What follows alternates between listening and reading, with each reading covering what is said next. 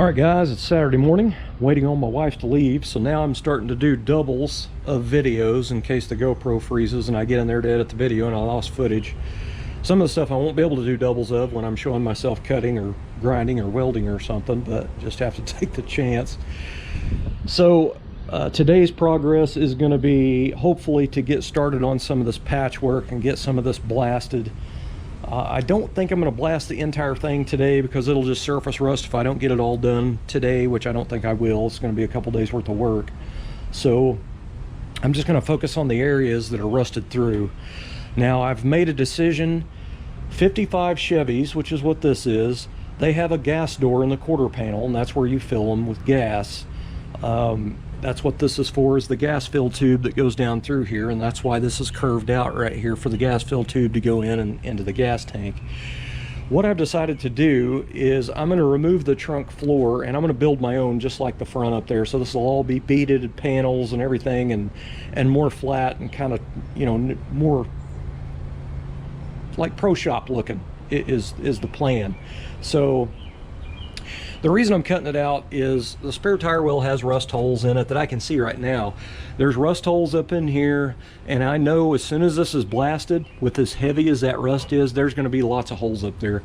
So instead of trying to go through and try to patch something to make it made up to all those crazy beads and press, you know, spots in there, I'm just going to make my own floor.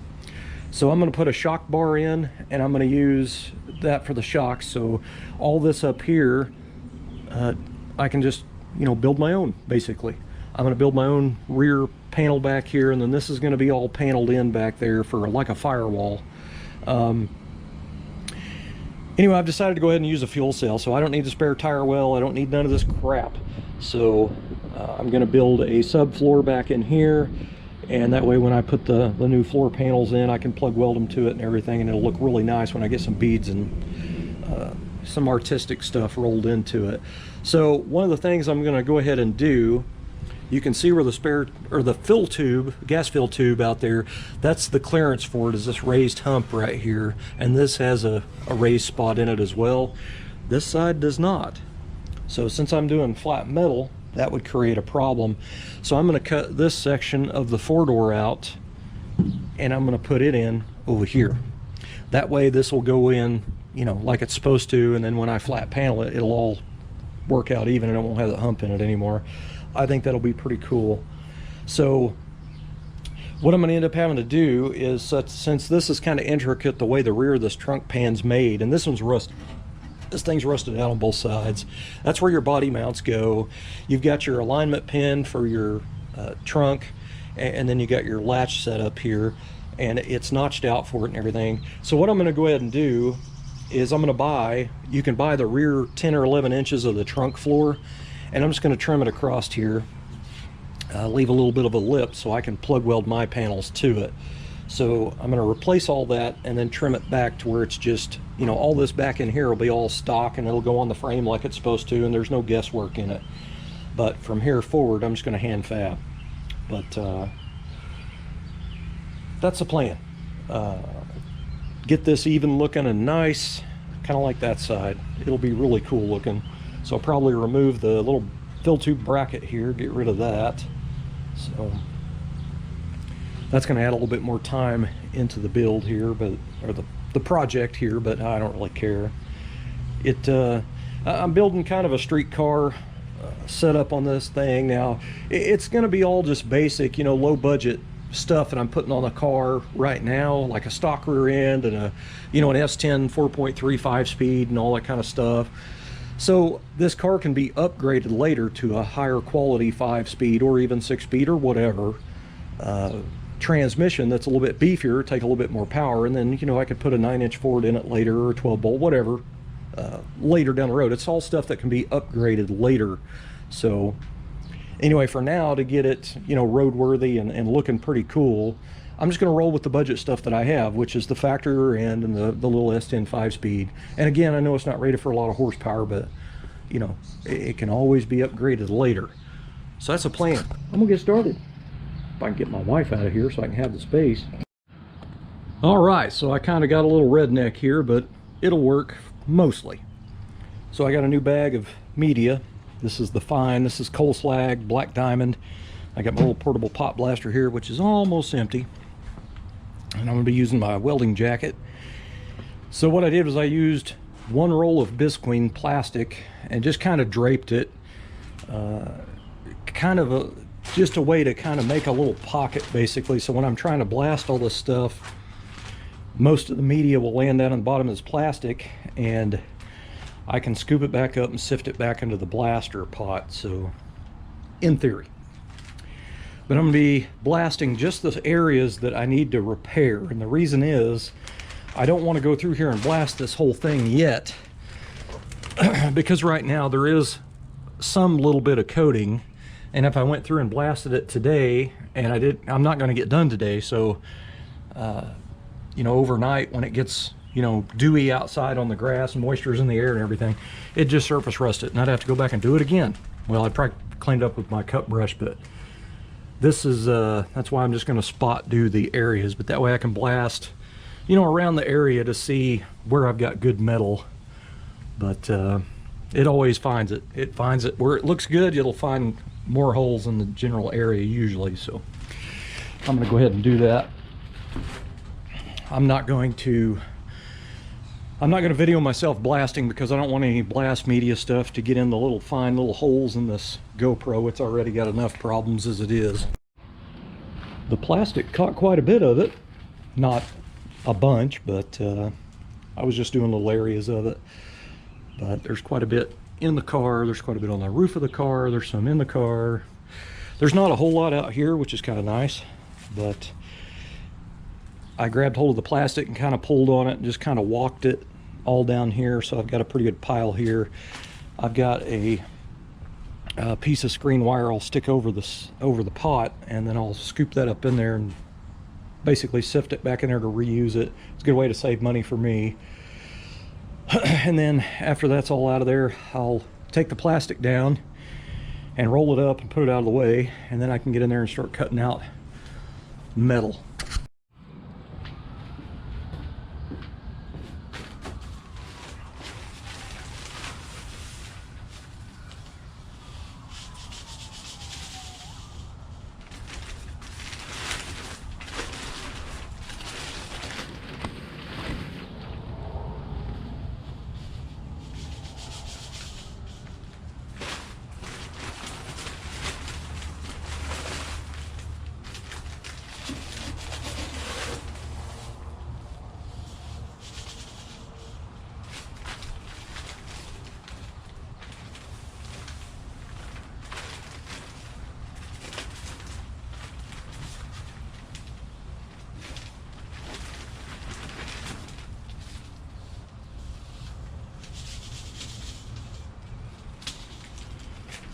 Well, if I wouldn't have sifted that, I had all them rust chunks and big crap that would have got clogged up in the tip of my gun.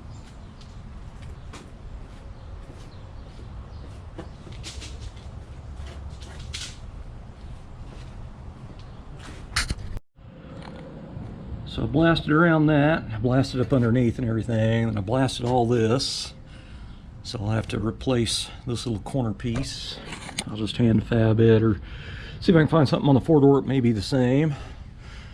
I blasted around this, and as I'm blasting it was getting wider, so it's got pretty thin metal out here.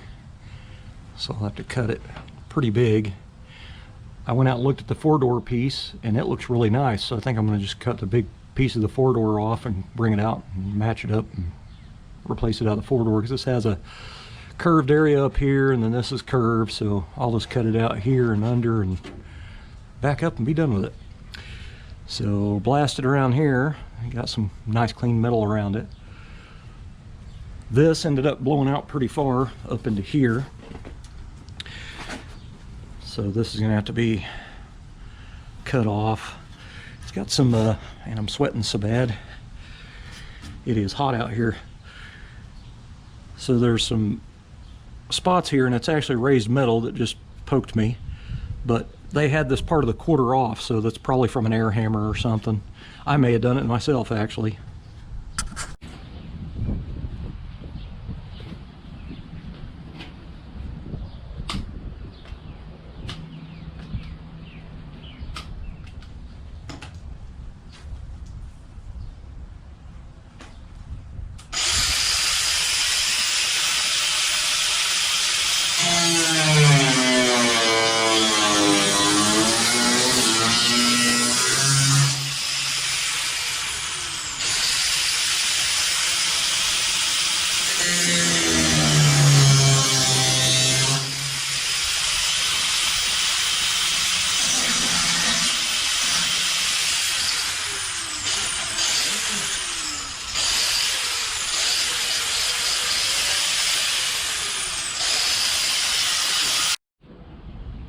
Well, that's it for the DeWalt buffer or grinder.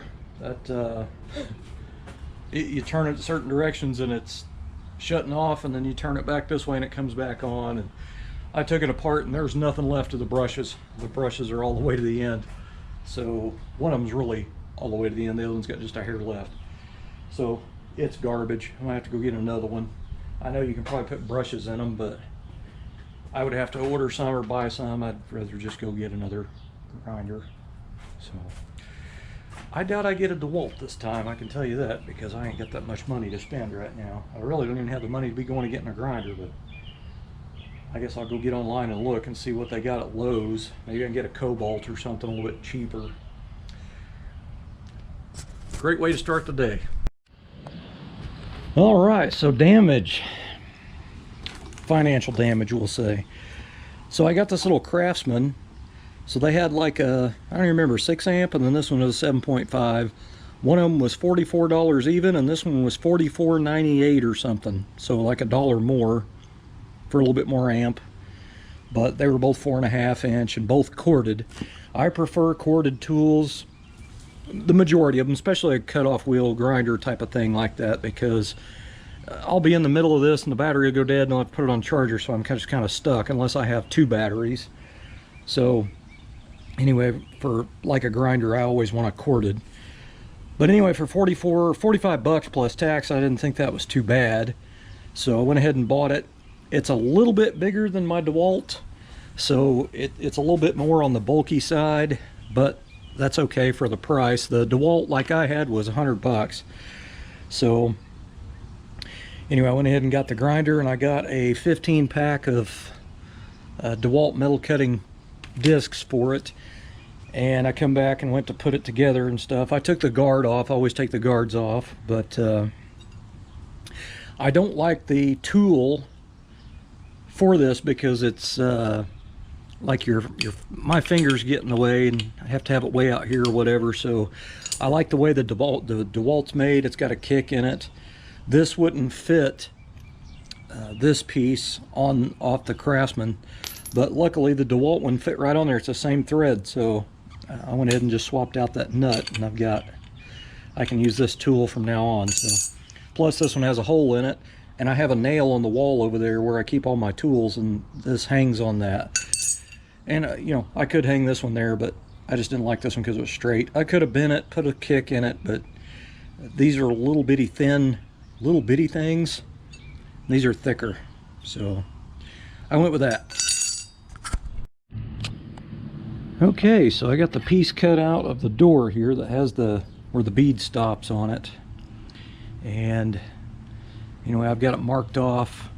So I ended up cutting the whole piece off, the whole bottom off, because it goes down, it kicks over, and then it kicks back up, and that's the pinch weld for the inner floorboard, which when I build my new ones, my flange will be plug welded to this. So anyway, it was pretty crusty along the very bottom corner edge, so I just went ahead and chopped it out. So I've got this marked off, and I'm going to put it in my sheet metal brake and break it. Hopefully I don't do it backwards.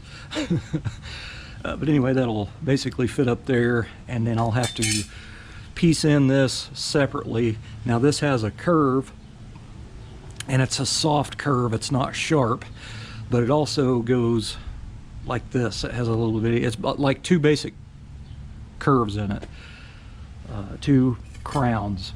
So I'm gonna work on, hopefully there's a piece on the 4-door in here or something maybe that'll work, or up here or something that I can make work. I'll basically cut a square out of the 4-door if it has a thing like that behind the splash shield. So anyway, this end there's nothing here for me to go off of for a measurement, so I held a straight edge to the bottom of this, and that little piece of poster board is basically the very end to where this is perfectly in line with the rest of it. So that's just a gauge for now. It's redneck, I know, but it'll work. So I cut this a little big, so I'm going to go ahead and break it because I got my lines drew on this rusty metal. I'm going to go ahead and break this and get everything all fit good, and then I'll blast this separately out in the grass so I don't make a mess in my driveway. And It should work. We'll see. All right, so I pulled the 55 four-door, what's left of it, back around here so I could have it under the shade because it's almost 100 degrees today. I am sweating pretty bad. So this bead is actually really tall here, but it's kind of shallow here. So it's not as tall because I guess it tapers down. So when I cut that beaded piece out, it doesn't quite match up. This was a little bit taller. So I split it with a cutoff wheel and used a pair of pliers and kind of pulled it back together. So I'm gonna have to reshape on that and then re-weld it, grind it and everything. But this piece will pretty much go in there, and this is the piece I cut out of the door, and I used my sheet metal brake and bent it up. So I'm gonna blast this, and it'll pretty much go in there like that. And then I got the back cut out in a circle there. And this is actually, I've got to trim the bottom off still yet, but this goes on there like that. This piece is out of the four-door and it matches this. So that'll fit up there real nice. So by the time I'm done shaping it here up to that, I will weld basically along the bottom of it down here up against this curved part. That is that's shaping up pretty good, man. It'll end up working out. Well, I looked at the weather this morning and looked at the radar, and I just had about 20 minutes before it got here. So I mean, it already kind of rained a little bit and it's kind of stopped, but I think there's more coming. So I ended up having to put the quarter back on. I got one patch kind of done down here. You can't really see much. I've got more welds to grind here, but I'll show more of it later. But that's pretty much about all that's accomplished there. I did get some other parts removed from the four-door. I actually had it set in here, and that's one of the things I had to do was roll it back around, put it back in the fenced area. So I put the quarter back on with a couple of screws just to hold it, and then I put a reusable zip tie on here to hold the door so it doesn't fly open from the wind and hit my wife's car. These are pretty neat. They got a little lever right here that you pull down and it'll release it so you can reuse them. Kind of cool. So I moved this. I need to move it some more. I'm trying to figure out exactly how I'm going to do that. But anyway, now I got to move the vehicles. I got to get the little Fiat, whatever you want to call it, and the square body back over here in the driveway, and this spot has to be open for my wife. So I'm trying to figure out what to do with this thing. So seeing as how I'm rained out today, it's Sunday and it's morning time, I could get quite a bit done, but I think I'm gonna go ahead and continue on Steve's car. This thing is getting close to being to where it'll start. I mean, there's a few more little things I need to do. So now I'm gonna go ahead and pull the header back off, wrap it. I don't think that's going to do any good. I think we're going to need a mini starter, so I need to mess with the gauges and stuff because I have to wire things up. We need to know what the temperature is and the oil pressure and all that when we fire it, so I've got to try to get his classic instruments stuff, most of it hooked up anyway. I'll get to it. That's it for this thing though, for this weekend. Everybody keeps asking when I'm going to get on my wife's four-door, and I've said it in every video, at least the last 2 or 3 videos. This car is covered up, and it's kind of like the engine's got plastic on it and stuff. So if I brought it back around here, I'd have to switch these two out.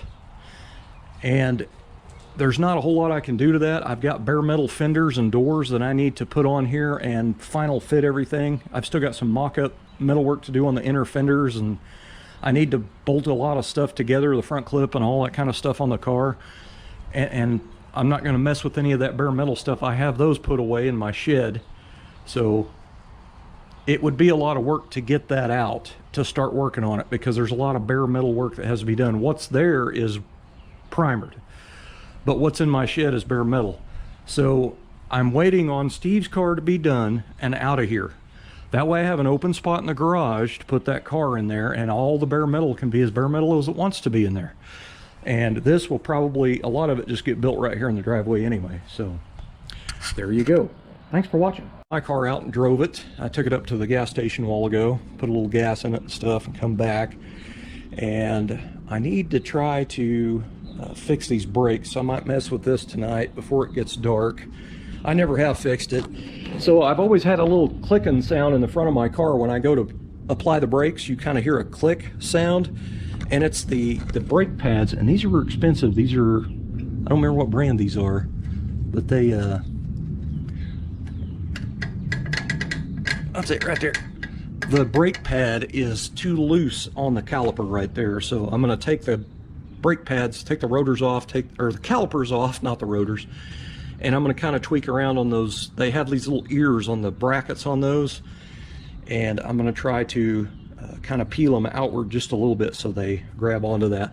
This face side on these G-body style calipers that's on this car, they stay in place. They don't move. The other one is inside the piston and it moves with the piston, but this one's stationary, so I'm going to modify that one to hold. But that pad actually moves up and down. You can move it up and down, and there's too much slack in it. They don't have the ears in the right location. And I don't remember what brand those are, but they're Power Stop, I think, but I don't remember for sure. But I don't remember what they were. They were very expensive. I want to say they were like 60 bucks or something ridiculous just for the pads. And I have not seen any brake dust on those wheels since I've been wiping them off. So, well, I got the wheel off and went ahead and took my brake caliper cover off, and this is what I'm messing with here. That's pretty terrible. So I guess I'll take the caliper off and I'm going to try to tweak around on the ear here and the ear on the bottom and see if that'll work. Looks like the deal's too wide too. I might try to peen these ends, see if I can kind of squish some out on the side. This caliper or pad sets stationary in the caliper, so it doesn't matter, but it definitely doesn't need to be that loose. So I haven't had the wheel off since I've been driving this thing, but man, look how dusty all this is. Looks like the grease has got some rocks and dirt and stuff packed in up there. I'll have to wash that off. My steering box is leaking. That the headers get hot and it heats up that steering box, and I've got it packed full of grease, and that grease is getting liquefied from the heat, and it's making it leak. But man, what a mess this is. Looks like the paint's coming off where the wheel was bolted on. That's all right though. Oh well.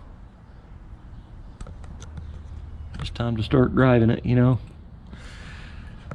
More, I should say. It's gonna get dirtier than that. All right, well, I wiped off it a little bit. I didn't really go in and try to detail anything, but I did wipe a bunch of the garbage off. So I peened the brake pad. It has this flat tab on it here. So I took it in there and set it on my vise on the flat side down, and I peened it with a sharp chisel and right on the end, so that way it kind of, you know, expanded the metal outward a little bit. And then these little ears, they just come up and go over. There's lots of slack in there, so I bent them down a little bit and bent them inward just a little bit. I left a little bit of slack still in there, if you can hear it. So I left a little bit in there because when things get hot, especially brake area stuff, things expand. So I left myself a little bit of room. But anyway, this pretty much sets stationary. It's not designed to really move around on this front pad, but anyway, I did leave a little bit in there, and it should be just fine. But it's on there, it's tight. Hopefully I won't have no more click-clacky sounds, and I'll have to do the other side next. But anyway, I wiped off my brake caliper cover. I made these out of sheet metal, and it's 2 pieces. I cut this all out to where everything fits, and then this face piece is welded to this one, and I drilled 3 holes in it. I drilled 3 holes and tapped the caliper itself, and I have these stainless steel button head Allens with lock washers holding it on. And of course I've I had anti-seize on them, and that's probably the only reason they came out, because had I not have anti-seized those stainless steel screws, the fine thread, it would have probably seized in there. But anyway, I've got my anti-seize back out again, and I'm going to anti-seize them again just in case. But that should work, man. That should work pretty good.